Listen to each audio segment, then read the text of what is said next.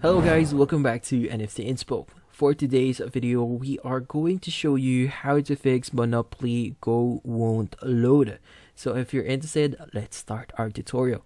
So there's actually multiple reasons why Monopoly Go wouldn't properly load on your device. So sometimes the best thing that we could do right now is actually just restarting our mobile device. Sometimes restarting your mobile device actually clears up a few files into your storage and making way for Monopoly Go. So try first to restart your mobile device and check if that solves your issue. So if that doesn't solve your issue, the next thing that we want to do here is we want to check if our interconnection is actually working properly.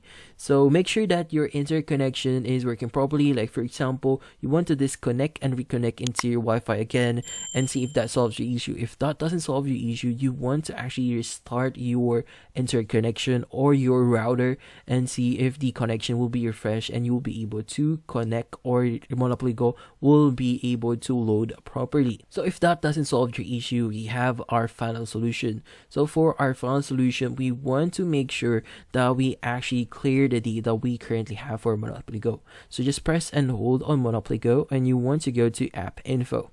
And under app info, you want to click on clear data. And from here, you want to choose clear all data and clear cache.